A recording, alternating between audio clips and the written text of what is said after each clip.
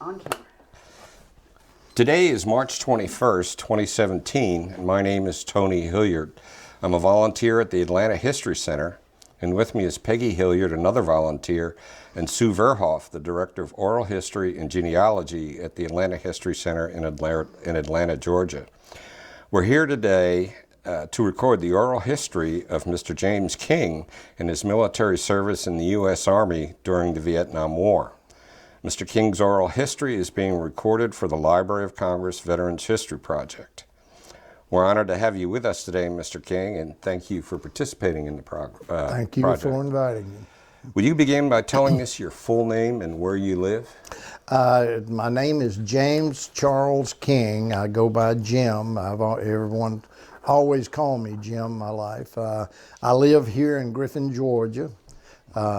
Born and raised here, and I, other than for 4 years in college and 3 years in the Army, I've lived here in Griffin. Okay.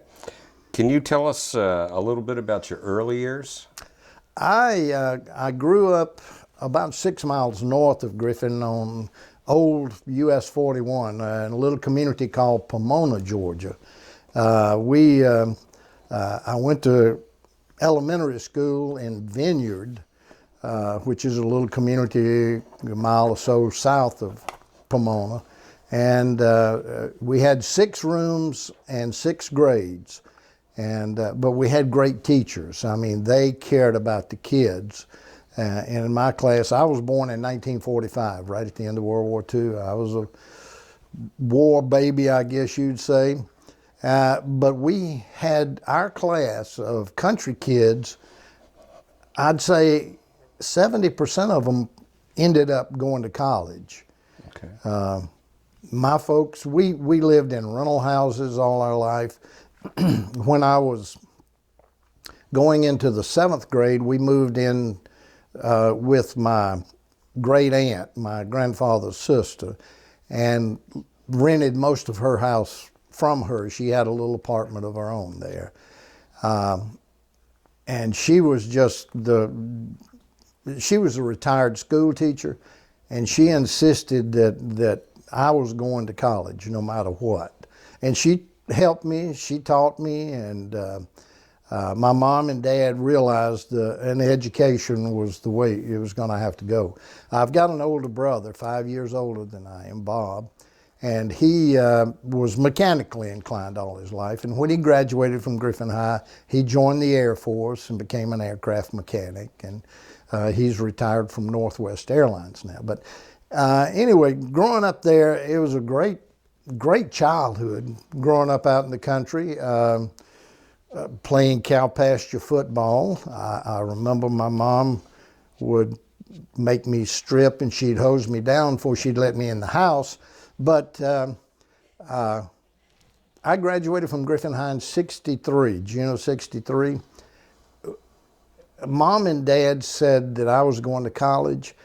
They didn't know how they were going to pay for it. They would have gone in debt up to the eyeballs. But since I was the one getting the education, I worked that summer. A friend of mine, Harris Holmes, and I got a job working in a peach canning plant, night shift from 7 p.m. till 7 a.m. And when the peaches started coming in, it was 7 days a week. But I had enough money to pay for 1 quarter of college. And didn't know what we were going to do after that. But after getting to school, we both looked around and found a job working for the college maintenance department. What school was it? West Georgia College in Carrollton. We both went to work for the college maintenance department, and we were allowed to get all of our classes either in the morning or the afternoon. That way we could work 4 hours and go to class 4 hours, and did that all the way through school. And graduated June 4th, I believe it was, in 1967, getting the peak of Vietnam. And I packed up on Sunday, drove home, and Monday morning I had notice to report for my physical from the local draft board. So While you were in school, Yes. was there much talk about Vietnam? Some talk. There wasn't that much. I remember one girl in school. Her dad was a career military. He was at Fort Benning, and he was in Vietnam for a year there. And of course, I would get information from her, how he was doing. He was a colonel, chopper pilot, as a matter of fact. He was World War II fighter pilot, and then he flew the Crane helicopters over there in Vietnam. But I would get information from her. But other than that, seeing a little on the news and reading it in the papers was about all. We didn't hear that much. We knew Vietnam was going on and what was happening. But okay. So you started to talk about your the draft experience. Yeah, I got my draft notice. We would report to the bus station a week later, and a whole bus load from Griffin was going to Atlanta to the Ponce de Leon recruitment center up there, and take our physical and all. And I realized that I was in pretty good physical shape at the time, and they were going to take me. So I came home and I talked to the local recruiter here and took the exams and signed up to go to officers candidate school. Okay. I was delayed for about a month or so, which was a good thing because my brother at that time was living in New Orleans and met a girl there, and he was getting married. And we drove down to New Orleans first part of August and for his wedding. I came home and I had 3 days before having to report to be sent off to basic training. At the time, everything was going full gate, and I figured, they'd send me to Fort Benning for basic training, or Fort Jackson, the largest basic training unit in the world, or Fort Gordon, or somewhere close. I said, what's the worst they can do to me is send me to Fort Polk, Louisiana. And there were 3 of us who were going to officers candidate school after basic training AIT, and I remember from the old Atlanta airport calling my dad about 7 o'clock that night at home, and the first thing I said, "Dad, where the hell is Fort Dix, New Jersey?"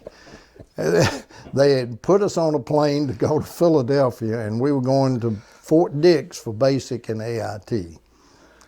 After that, in January, we came back south and were in OCS at Fort Benning for 6 months. Of course, it was a turbulent time, and it was, I'll never forget, this was 68. And I remember in April, we had 5 hours of riot control training, and when Martin Luther King was murdered. And they rolled us out and took us over to Lawson Army Airfield. And about 3 o'clock in the morning, we were on our way to Detroit with an M14 rifle, a bayonet, and no ammo. So we did riot control for a few days there before coming back to Fort Benning. Anyway, finished OCS commission, second lieutenant, was assigned as a basic training officer there at Fort Benning. They had Harmony Church and Sand Hill are the 2 basic training companies they had there, or units, battalions they had. I was at Harmony Church, and when I checked in to my company, it had a first lieutenant as a company commander, engineer, Georgia Tech graduate. They don't know anything. They don't know. But John Perks was the company commander, and me being infantry OCS, I was the executive officer, the training officer, the mess officer, the everything else officer in the company. And John sat in his office most of the time. But anyway, did basic training. We did basic training there for about 6 months. And in December of 68, or 69, I'm sorry, received 68. Received my orders about mid-December that I was going to Vietnam, but I was going to Panama Canal first for jungle survival school. So at that point in time, I realized I wasn't going to Germany anytime soon, you know. So being semi-local to Fort Benning, all the other officers took off during the holidays, and I was chosen as battalion duty officer every night during that. I spent New Year's Eve as battalion duty officer in 68. Latter part of January, went to Charleston, South Carolina, caught a charter flight from there to the Panama Canal, 2 weeks jungle survival school, back to Charleston, and then we were given 5 days to get to Travis Air Force Base in California. So, of course, I flew home and spent those 5 days at home, and then flew to San Francisco and went to Travis. We left out of there. This was in February, early February. It was cold here. TWA chartered 707, and funny thing was, on the way from California to Hawaii, they showed us a movie, the John Wayne and the Green Beret. You know, that really perked us up right there. And the funny part was, when we were in OCS down at Fort Benning, they were filming the Green Berets in 68. And if you look at the movie, the part where the fire base is being overrun by the guys in the black suits and so forth, that was my OCS company. They couldn't pay us, so we were the ones attacking John Wayne at night there on the fire base. But then we stopped in Hawaii, we stopped in Guam and Clark Air Force Base, Philippines, and landed in Benoit about midday. And reality sets in real quick. What's your first recollection of arrival? When they opened the doors on the plane, it was, you know, I left home, it was 30 degrees. They opened the door and it was 110. And the heat just took my breath away. As going across the tarmac there, I looked over, and it was an Air Force C-141 Starlifter. And they were loading coffins and body bags on board. And that is when reality hit right there. But we went to the replacement center and spent one night there, and we were going to all be assigned different units where the need was around the country. They had I'll never forget, they had an air-conditioned officers club there and cold beer. And that was the last air conditioning or cold beer I had for the whole time, I think. But the next day I was assigned to the 1st Cavalry Division, and at that point in time we were up in the Central Highlands out of Ankei, the Idrang Valley, basically. And had a little in-country indoctrination there, and flown out and assigned to my battalion, 1st Battalion, 12th Cavalry. And then our battalion commander, I met him, Colonel McGargle at the time, and he assigned me to Bravo Company. So I spent one night on the fire base and then caught a chopper out to Bravo the next day out in the jungle and company commander was a Captain Danzizer, and he assigned me to 3rd Platoon at that time. Their platoon leader had been wounded, and so I took over 3rd. And this was about mid-morning, and like I say, reality sets in fast, because about 3 o'clock that afternoon, we walked into a firefight, an ambush, and you realize in a hurry that a bullet has no conscience. You know, whatever it's aimed at is what it hits. And I'll show you on the map here where we were, where Ankei is.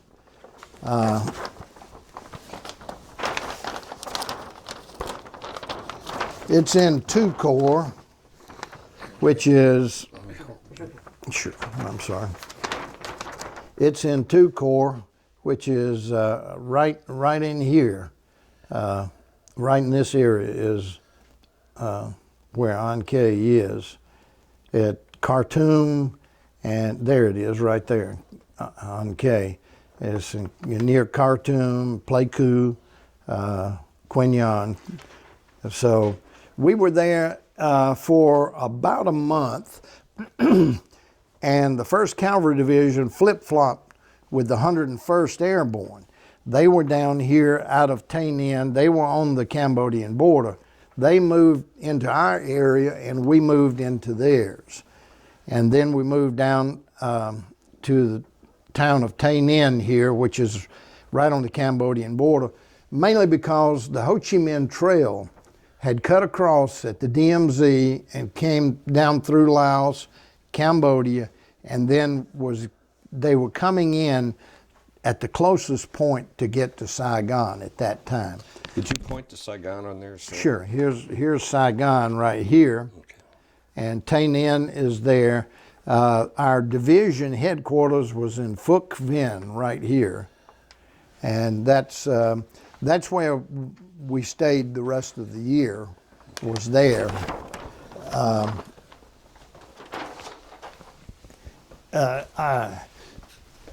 I was well.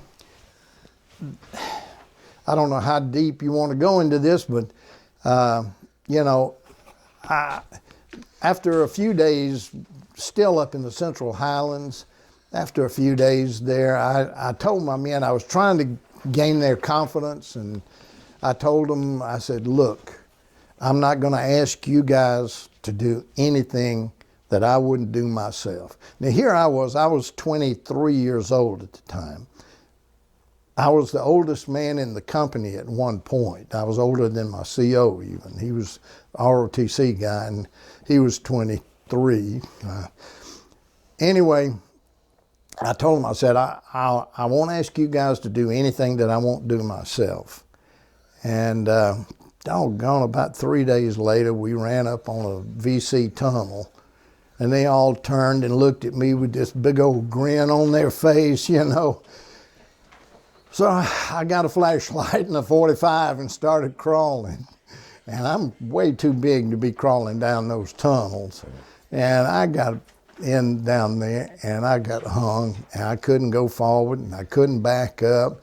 And I was about that close to panicking when I felt somebody grab my boots and start pulling me backwards. But I went in one anyway. I didn't go far, but I went in one. We moved down to Tay Ninh in March, and the 30th of March, I believe it was, I had my platoon on ambush. And every morning, the platoon leaders were to be awake and accessible. About 4 o'clock, we would get our marching orders for the day. They were in code. You had a little code book that you would decode and give you the coordinates of where the company was moving the next day. And they wanted to make sure everybody got it right. So I was awake. I was taking the message in, and I had an FNG, funny new guy, on guard at the time. He was on guard duty, and two North Vietnamese tripped a flare, and he just froze. I mean, he was a new guy, and it froze.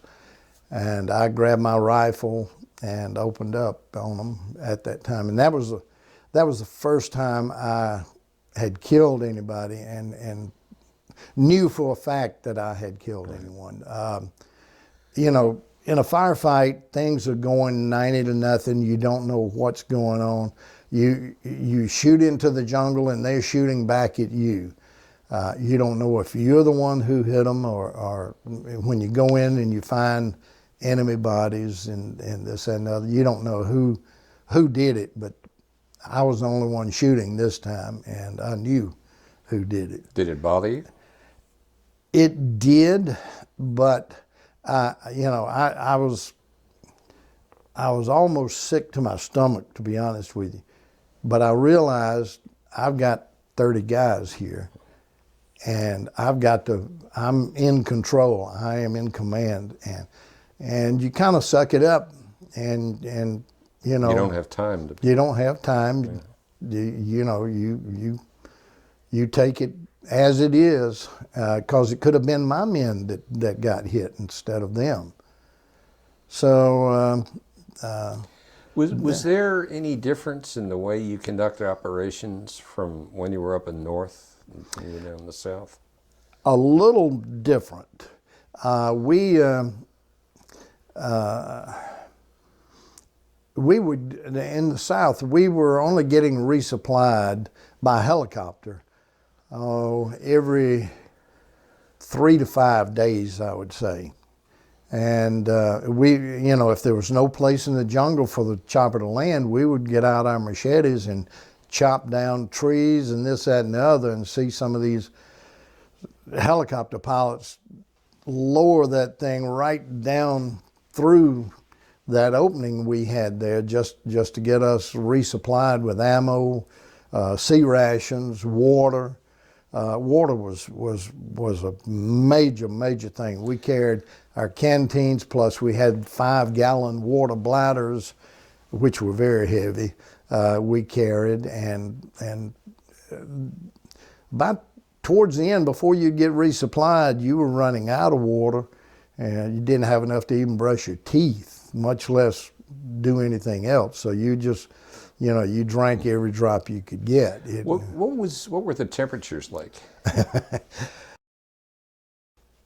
You got acclimated to it to the point to where during the day it was 100, 105, 110 sometimes, and at night when it would drop down to 90, you would freeze. You'd pull out your poncho liner and wrap up. I mean, really, you were so accustomed to it to being that hot. But then that was during the dry season. During the rainy season, you couldn't get dry to save your life. You had your poncho on. We had, funny little story, we had set up our base camp for the night and put out a couple of platoons on ambush. My platoon was with the company CP that night, and we had these air mattresses that we could blow up when we weren't on ambush. We couldn't use them when we were on ambush. But blew up my air mattress, and man, I pulled that poncho up. It was just pouring down rain, listening to it hit that poncho, and I went to sleep. And when I woke up, it was a pop, and it just like daylight. That air mattress had floated out, and I had tripped a flare. And I started screaming, "God, don't shoot, don't shoot." You know. But you know, that was the rainy season. Right. It was, you either miserable hot or miserable wet, one or the other. And you know, I had a great group of guys. we got into some pretty bad fights. One day in particular, I told Philip about, and we had about 85 or 90 guys in our company out in the jungle. The rest were in our rear area, keeping us supplied and this, that, and the other. And one day, it started about 7 o'clock in the morning, and we fought until almost noon. And when it was finally over, there were 5 of our men killed and 14 wounded. I mean, we lost almost a quarter of our company in one day. And that was the day I got wounded. It was, how can I put this delicately? It was the Forrest Gump wound, if you want to put it that way. Except his was the right cheek and mine was the left. And you know, if we hadn't lost the guys, it would really be a funny story. But you know, we lost another platoon leader, a good friend of mine, who was later, Ray was later given the Distinguished Service Cross for his actions that day. We lost his medic, Doc Dinger, and then we lost another young kid, fresh kid, Italian, 19-year-old Italian kid from Long Island. You know, it's just, it's tough to see these, you know, young folks like that, because most of them were 19, 20 years old. I guess the worst thing that happened was one of my men, after I had left, I left the company, and well, our new battalion commander, Colonel Stotzer, I never could tell whether he liked me or he was wanting to see me as a casualty. I couldn't tell. He came out after 5 months, told me to get on his chopper, and I figured, whoa, you know, 6 months, lieutenants were usually given a rear job, XO of the company, or something like that. So I get on the chopper, I'm tickled to death, man. I'm getting out of the jungle. Right, man, things are getting, they were going, you know, everything had been hairy out in the jungle. So get back to the fire base, and Colonel Stotzer says, okay, you're now my battalion recon platoon leader. You got 25 guys, and you go where I tell you. And we're sitting right on the Cambodian border. Of course, Geneva Convention says we can't cross that line. Colonel Stotzer says, I want to know what's over there. And evidently he found a young lieutenant that couldn't read a compass or a map and kept getting lost. So that's my story, and I'm sticking to it. You know. But it got hairier as a battalion recon platoon leader. We didn't get in a lot of contact during that time. But the thing that brought that to mind was a young guy in my platoon with Bravo Company. He was, I guess, the typical American surfer guy, even though he was from Kentucky. Blonde hair, the most beautiful crystal blue eyes. I mean, he was too pretty to be a guy. I mean, that's the way he was.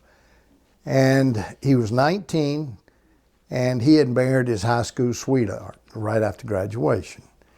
And I'll never forget, back in April, before I got wounded, and I got a radio message one morning when we were getting our marching orders for the day to please pass along a message to him from the American Red Cross that he was a dad, that his wife had had a little baby girl, 7 pounds, 6 ounces, something like that.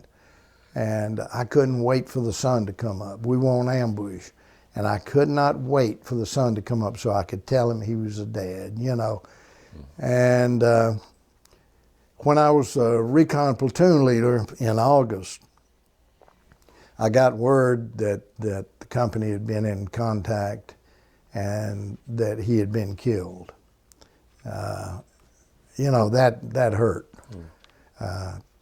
To know right now this was 48 years ago, that was a 48-year-old woman who never got to see her dad.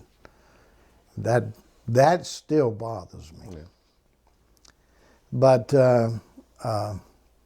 I was recon platoon leader for about 2.5 months. And then I finally got that XO's job of my old company, Bravo Company. And I was in hog heaven then. Boy, I was back in Tainan, you know. I could drink a Coke. I could find Cokes and beer if I wanted one. Hot beer. By the way, story on the beer. Every so often, about once a month, we would send money into the XO, and he would send us some beer out, the 3.2 beer. He would send, you know, a couple of cases of beer out. And one time, we got our beer one day. Of course, it had been sitting on the log out there waiting for the chopper to pick it up for a couple of hours in 100-degree heat. And then you put it on a helicopter and shake it real good. You know, all you can do is like that. Catch it. Because it's going to come out your nose as soon as you do. But that, you know, I was XO for only about 3 weeks. Our battalion commander, Colonel Stotzer, had been promoted to full bird colonel, and he was aide to our division commander, General E.B. Roberts at the time. And he had gone to Phuoc Vien to division headquarters. And all of a sudden, I get orders to report to Phuoc Vien. And so I pack up and go down to Phuoc Vien. There's Colonel Stotzer. And he says, "You are now my officer in charge of the 1st Cavalry Division snipers."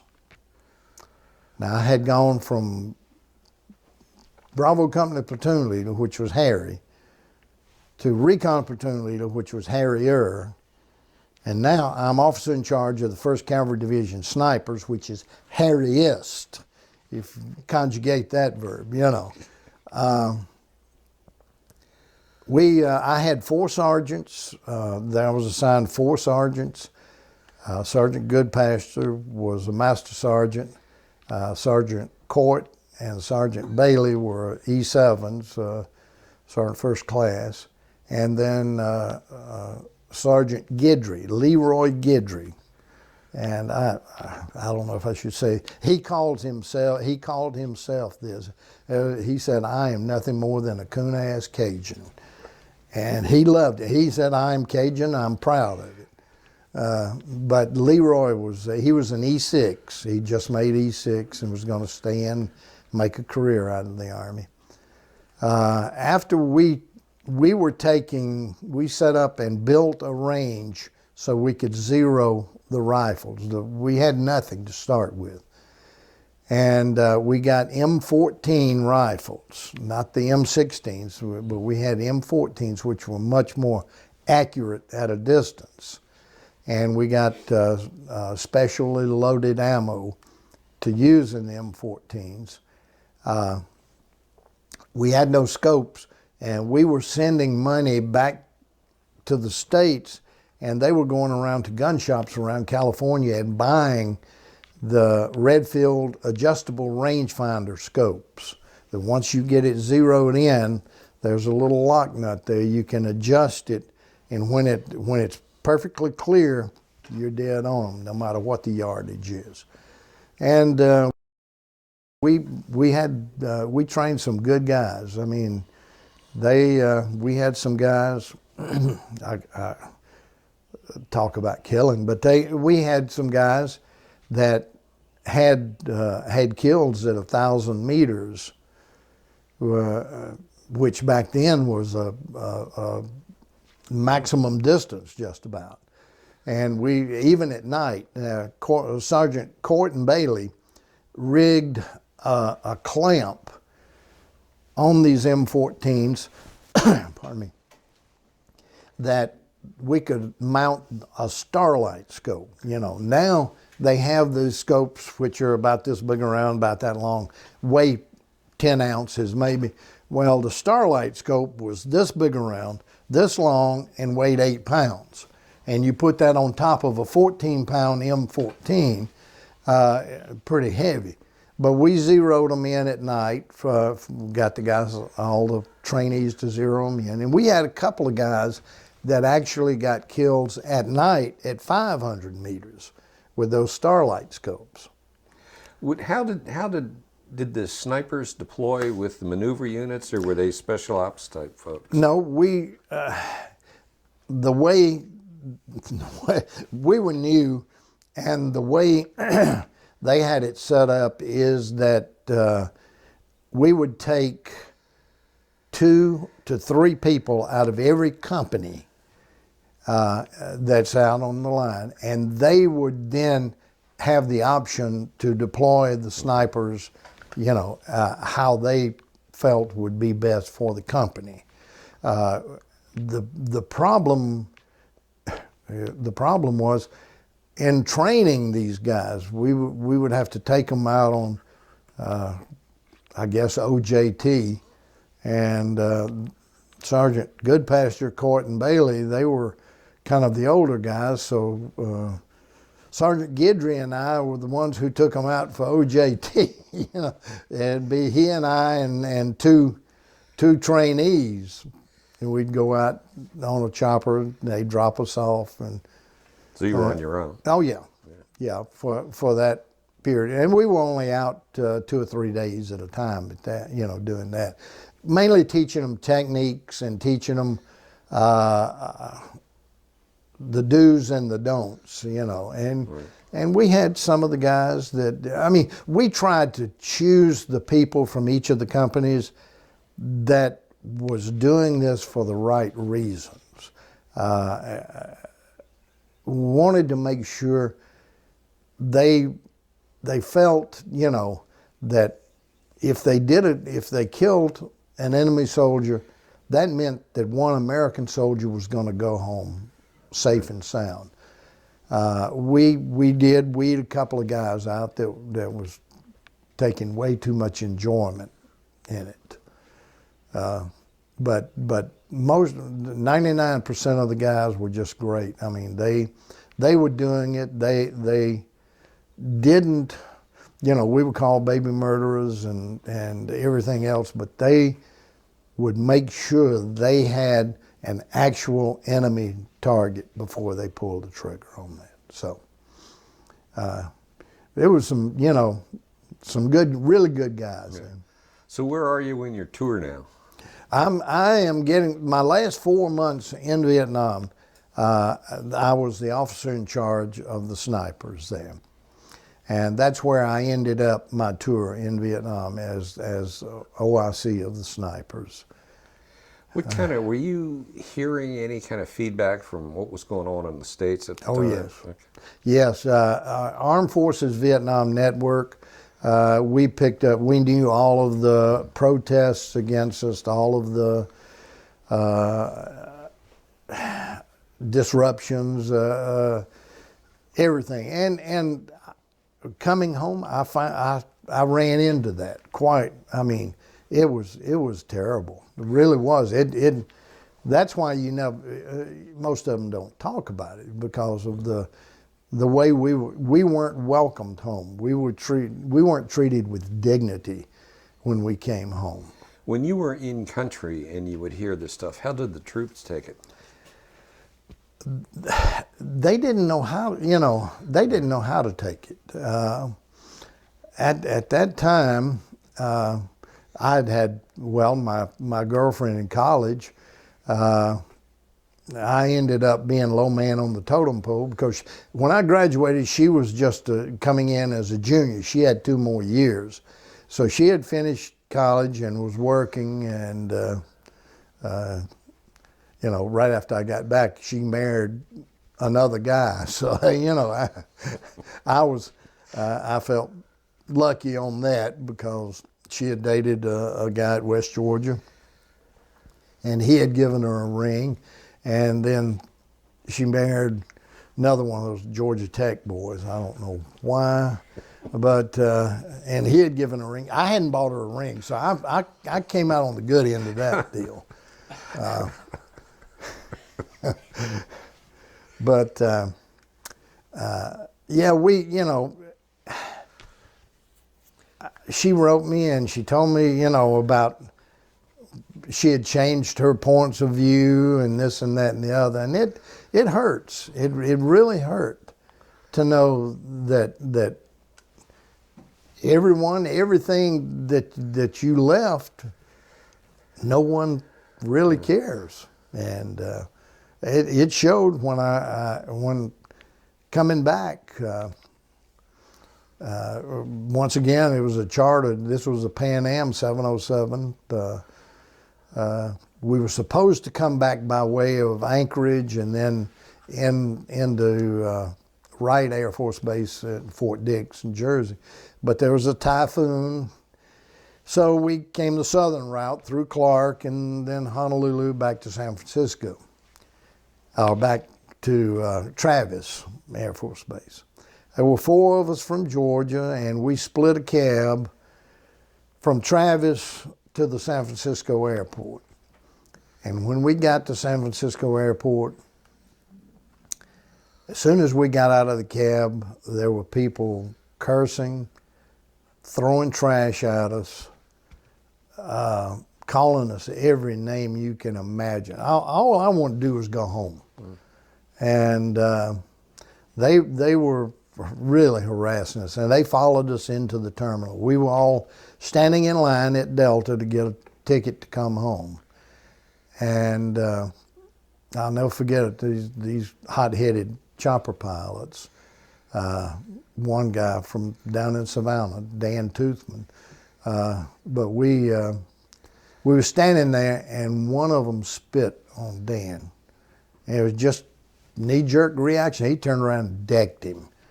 And the others started running, so the other 3 of us jumped in, and airport police couldn't let us go, They took us in a room. They didn't arrest us, but they took us in a room and locked us in there for about an hour and a half till things calmed down. And then we got back in of course, the nonstop to Atlanta had left. So we ended up going from San Francisco to Las Vegas, and then Las Vegas to Dallas, changing planes each time, and then Dallas to Atlanta, and got home about midnight that night. But the thing that really got me was from Las Vegas to Dallas on American Airlines. I boarded the flight in uniform, and I sat down, and this lady next to me had a fit. She says, "I am not sitting next to this baby murderer. Give me another seat." And they moved her, left me alone, but they moved her. But I mean, Was she an older woman or a young woman? middle age. Like I say, we were coming out of Las Vegas, so you find all kinds in Las Vegas. So, but anyway, she insisted on being reseated somewhere else, and really that has that hits a blow on your psyche. You don't know what to expect when you get home. Let me take you back in country just Sure. for one more question. The last 4 months you were associated with the sniper school, and you were still out in the bush. What was it like knowing that your rotation date was coming up and you're still out in the bush? I mean, describe that feeling. Well, you get to be what we call a short timer, and you worry. You start thinking about these things. Heretofore, whatever happened, and there wasn't anything you could do about it. But those last 30 days, you really wanted to crawl into a sandbag bunker and hide. you didn't want anything to happen, but you had no choice, you know, and you'd go out and it just, it'd tear at you thinking, you know, God, I'm gonna make it if I can make it through these 3 or 4 days out with these guys. I may have only 1 or 2 more trips out here, and then I can go home. You know, that. When did you have to give up your weapon? When I checked out, when I cleared the unit and headed back to Long Bend to the replacement depot. That's where I turned in my How many days was that?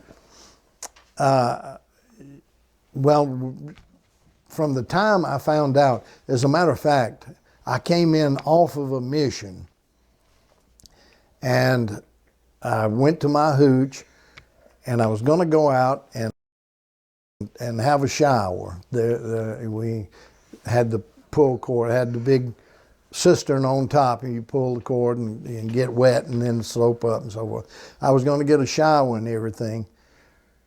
And the orderly came in and he says, I've already got your duffel bag packed. You're due over down in Long Bend tonight. And it was that quick.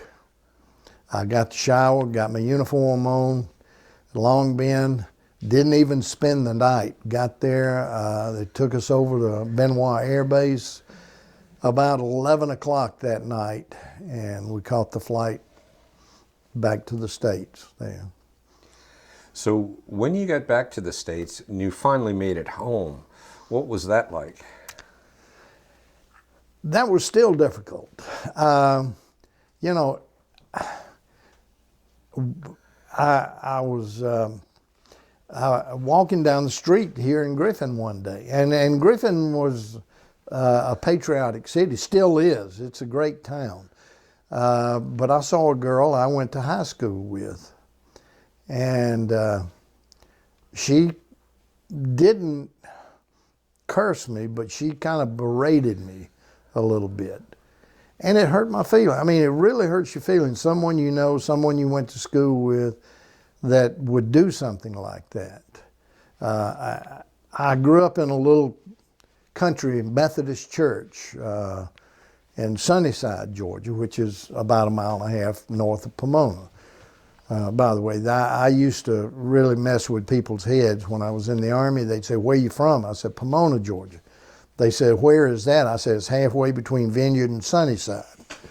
You know, after about the 4th question, they'd find out it was Griffin and 40 miles south of Atlanta. But anyway, Mom, Dad were proud of me. They wanted me to go to church with them, you know, and wear my uniform and all that, and I did. We were a little country church. We couldn't afford a full-time pastor at the time. And we got Emory students who were going through the theological school there. And we had one at that time. And I wore my uniform to church. In my church, I'd been baptized there, grew up there. And after the service, he comes out on the front steps and he says, "You know, I don't agree with the war, I don't approve of the war, and don't wear your uniform back to this church again." I said, "Don't worry about it." And I never showed up again. So, you know. That's tough. It's tough. Now, I never told my mom and dad that because it would have broken their hearts. Because that was their church. But, you know, he was an Emory student, and the students at the time were just totally against the war. No, and they weren't against the government as much as they were those who were serving in the military. Like you had a choice. Like yeah. Well, I did have a choice, but I wasn't going to Canada. So were you still in the Army at this point? I had 5 months left to go. I was assigned to Fort Gordon over in Augusta as a basic training company commander. I was supposed to take over as company commander there. And when I reported over there, a major was doing all the assignments and everything, and he started giving me a re-up talk. The Army wants you to stay, you know. I told him, I mean, I was very nice about it. I said, sir, to be honest with you, I said, when my date comes around on August the 1st, I said, I'll do whatever job you give me, and I'll give it 110%. But come August 1st, I'm packing my bags, and I'm driving back to Griffin, Georgia. And he said, well, we can't have you training our troops with that kind of an attitude. I said, no attitude. I just, you know, that's what it is. I'm going home. And so he reassigned me to Fort Gordon. And I'll be honest with you, for 5 months, I took my paycheck from the Army and I felt guilty because I was assigned to the 95th Civil Affairs Group. I was the Post Arts, Monuments, and Archives officer. Now, how many arts, monuments, or archives have you ever seen on an Army post? Came in every morning, had a Spec 4. We stood reveille, brought in a newspaper. We raced to see who could do the crossword first, and drink coffee. And about noon, that's when I went over to PX and bought a set of golf clubs. In Augusta, Georgia, you're supposed to, you know. And we'd go out to the VA golf course and play golf every afternoon. So I really felt guilty about taking my paycheck. What rank were you at the time? I was the first lieutenant, permanent first, reserve captain. That's how I spent my last 5 months in the Army, is at Fort Gordon over there. Well, once you left the Army, tell us a little bit about your subsequent... Well, I left the Army. It was hard. You know, before I went in, nobody would give you a job because you could get drafted or you were going to have to go in the military. And now, 3 years later, I was getting out. Nobody wanted to give you a job because you'd been to Vietnam, you were a baby killer, you know, and you couldn't find a job. I got a job. I was offered a job here in Griffin at one of the local banks, and I went to work there, and I started working at the bank, and I started that fall going to law school in Atlanta Law School at night, driving back and forth 3 nights a week. I worked there for 2 years. That's where I met my wife. At the time, I was almost 28, and she had just turned 19. So, caught a little flack about that. But she was out of high school and going to junior college, Gordon Junior College here. And we met and dated, and we got married in December of '72. I was assistant trust officer in the bank after 2 years, and I still wasn't making as much as I was as a first lieutenant in the Army, believe it or not. And back then, they didn't pay that well. So I got a job. I left the bank. I still lived here in Griffin, drove back and forth to the airport every day. I was in management. I was manager of contracts and properties with my legal. I was manager of contracts and properties for Southern Airways, which was a regional airline at the time. You know, we had Piedmont, Southern, Allegheny. There was a lot of them around the country. And so I did that from January of '73 until about January of '78. And still living here and commuting back and forth to the airport every day. It was one of those things when I went to work one morning. Our offices were on Virginia Avenue there, and I was met with a security guard at the front door. He said, "Good news, bad news. Good news, you got a job. Bad news, it's in Minneapolis." So I called Barbara, my wife, and I said, "What do you think about Minneapolis?" She says, "Come visit me once in a while." So I no, I'm not going to do that. So I quit, and I worked. A friend of mine had a dental supply company. I worked with him doing dental conventions around the country for about a year and a half, 2 years, and then I opened my own business here in Griffin, and I ran it for 38 years, something like that.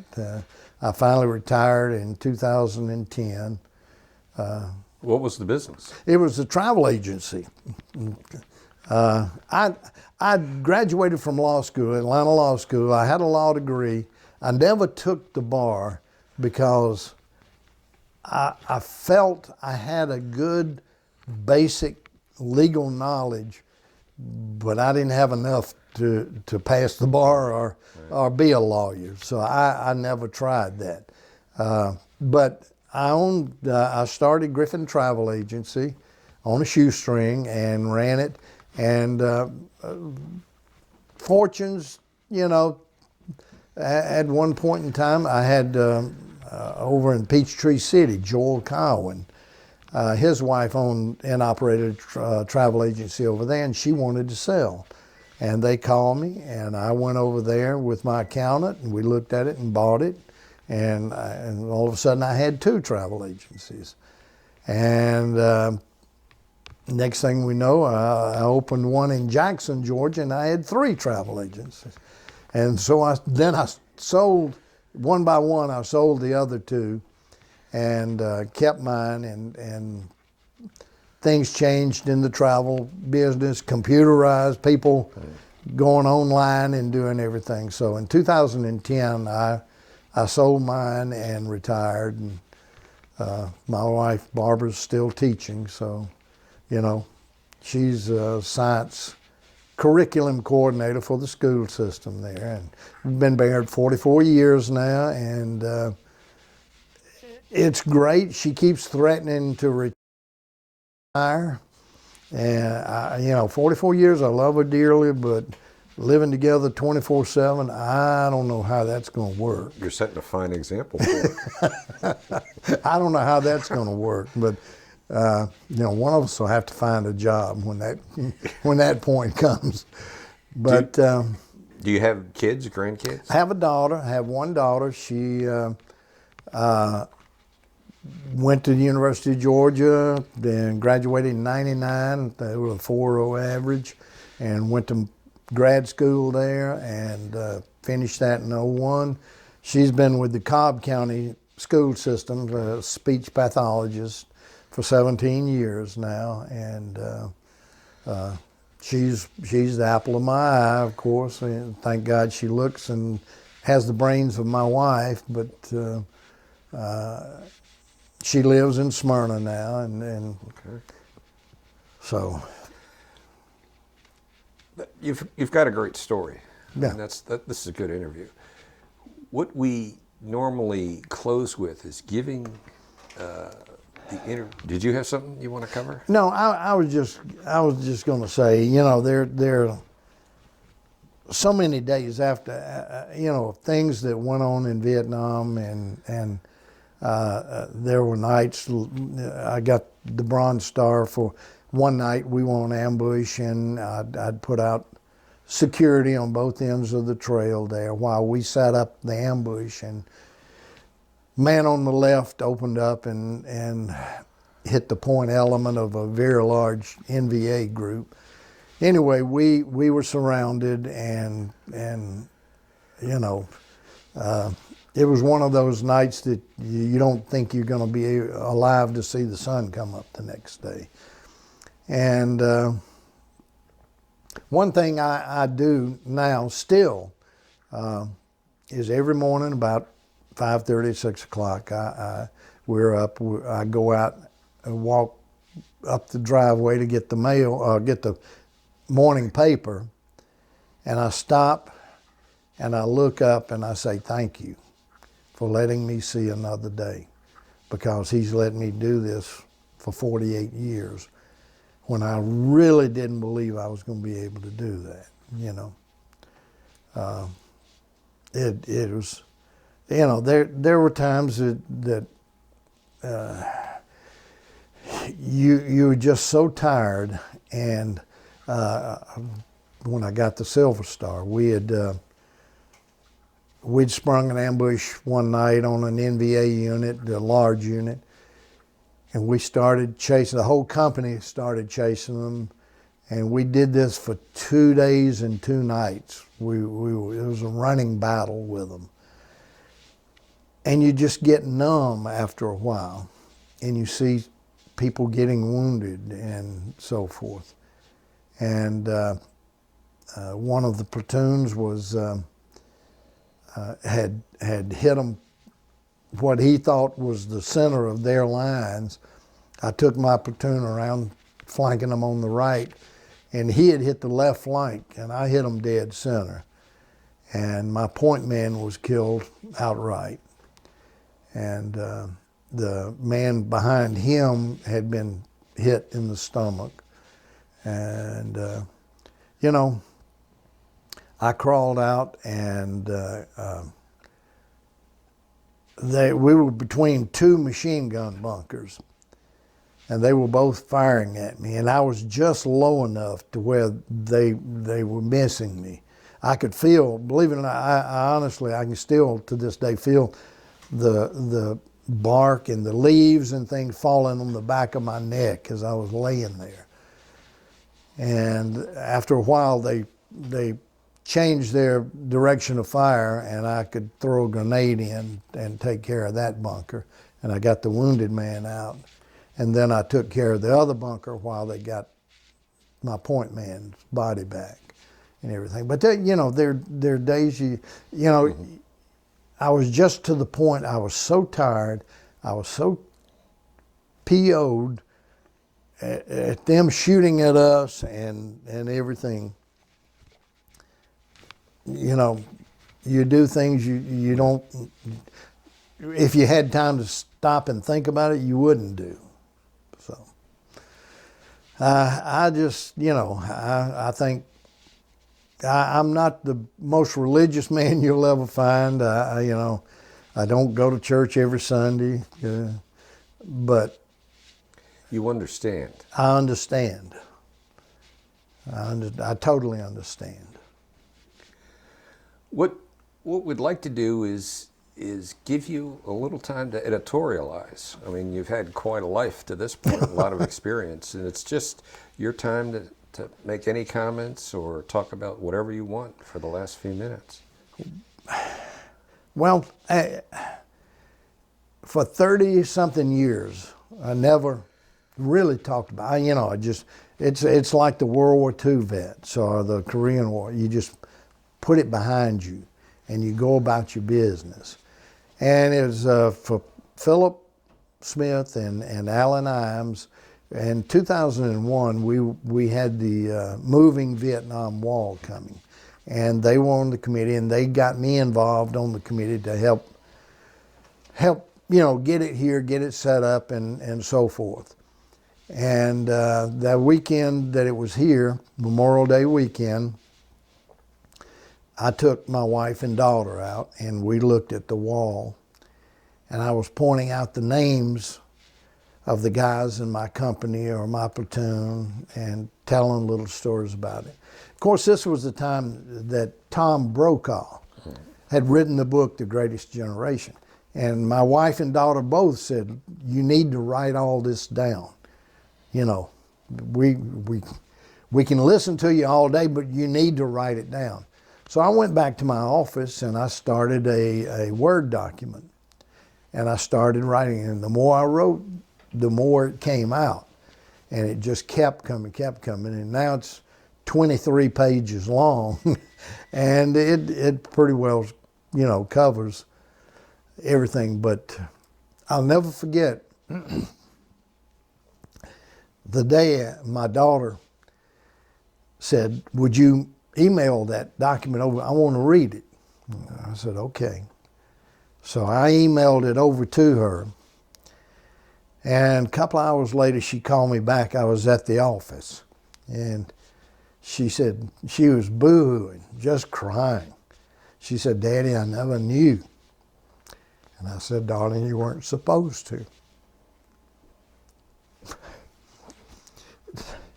It's just, you know,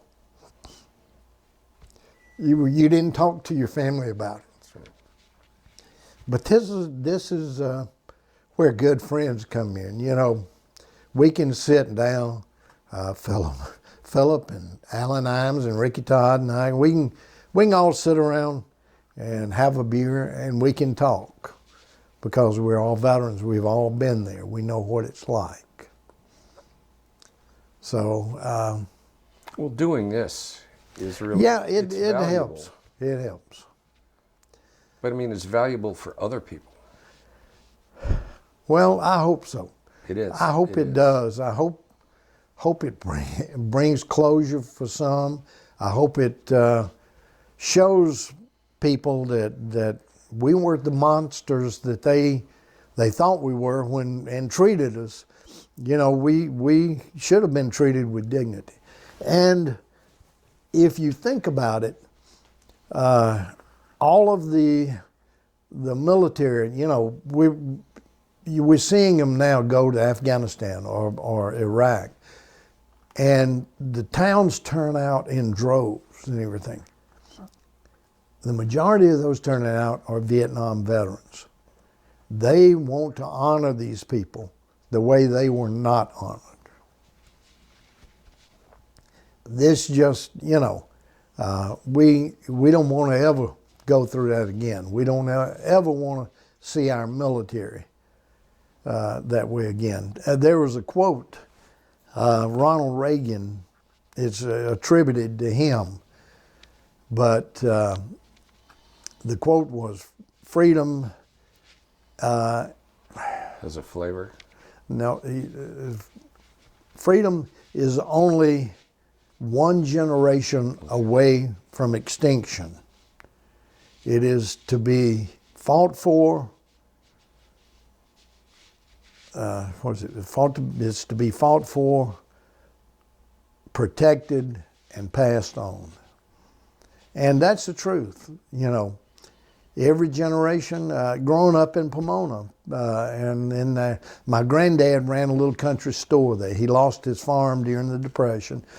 He was always just about in debt because he let all the farmers have credit. You know, everything was on credit. The only thing that kept him going was he was the postmaster of Pomona. Now, we didn't get our mail by trucks or... There was railroad tracks about 100 yards behind the store. And we would go, as a kid, he'd take me by the hand, we'd go down and hang the mail. Those mail bags had a steel ring on each end. And he'd climb this thing and hook it. It was spring loaded. And the Nancy Hanks train would come from Atlanta to Savannah every morning. It'd come by about 10:30. Hook would drag that bag in and they'd throw a bag of mail off for us. So he was the postmaster and he got paid to do that. But he used to get the kids around the country store during the summertime, hot summertime, give us a Coke and a pack of peanuts and tell us, you know, how great we had it, what a great country we have, and all the freedoms that we should enjoy because we've been given these freedoms by other people. So, you know, that's the kind of, I guess, simple background you were raised in back then.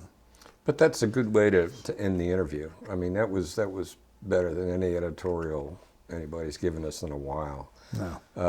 I want to thank you for telling your story to the project, and thank you for your service. Thank you. I appreciate everything. I really do. Thank you. Welcome home. Oh God, that was another